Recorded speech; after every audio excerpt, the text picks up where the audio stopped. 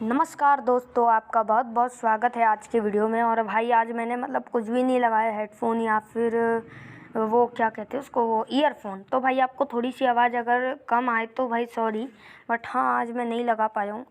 तो भाई थोड़ा सा हमारी तबीयत थोड़ी सी ख़राब चल रही थी, इसलिए 2 दिन से वीडियो नहीं आया था।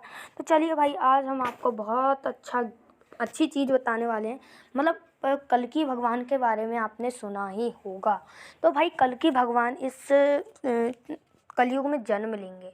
और एक ख़ास बात आपको पता ही होगी कि उनके जन्म से पहले भाई उनकी जयंती मनाई जाती है। तो चलिए भाई कुछ आपको मैं पढ़ के भी बता देता हूँ, जो इस कुछ भी लिखा है। तो कल्कि को विष्णु का भावी और अंतिम अवतार माना गया है, जो कि मान्यता है कि ये उनका भावी और एक अंतिम अवतार जो है विष्णु का भावी और अंतिम अवतार माना गया है।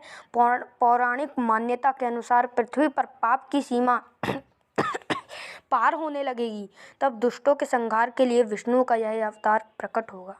और भागवत पुराण में स्कंद 12, मैं पूरा अच्छे से आपको डिटेल में बता रहा हूँ, आप पढ़ भी सकते हो। भागवत पुराण में स्कंद 12 के अध्याय 2 में कल्कि अवतार की कथा विस्तार से है।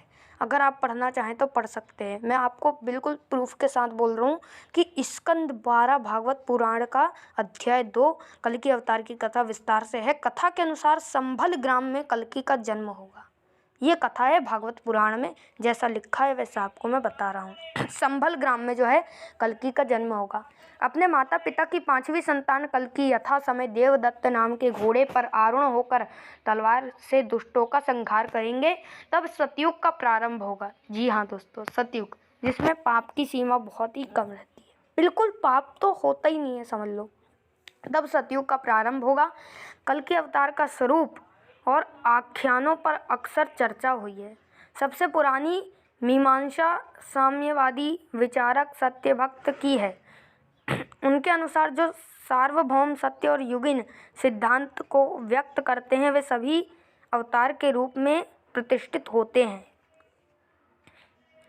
और कौन होंगे कल्कि के माता पिता, इसकी भी कथा मैं आपको बताता हूँ।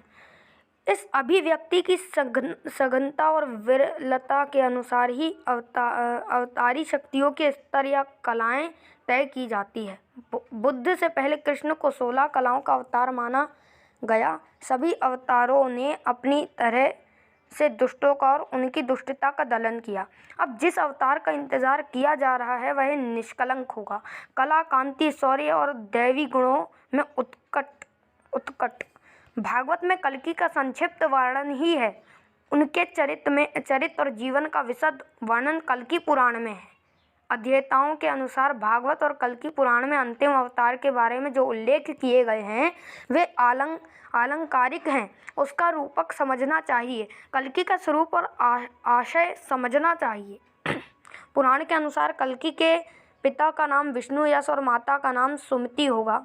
कल्कि के पिता का नाम विष्णु, पुराण के अनुसार बता रहा हूँ, कल्कि के पिता का नाम विष्णु यश पंडित जी जो होंगे और माता का नाम सुमति होगा।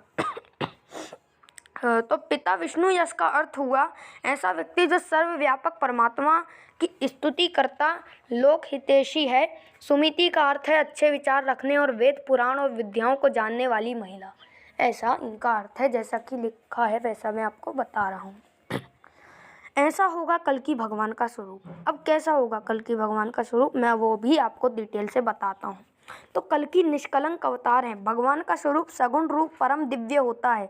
दिव्य अर्थात दैवीय गुणों से संपन्न वे श्वेत अश्व पर सवार हैं। भगवान का रंग गोरा है परंतु क्रोध में काला भी हो जाता है, ये याद रखिएगा। वे गोरे तो हैं लेकिन क्रोध में काला भी हो जाता है। वे पीले वस्त्र धारण किए हैं।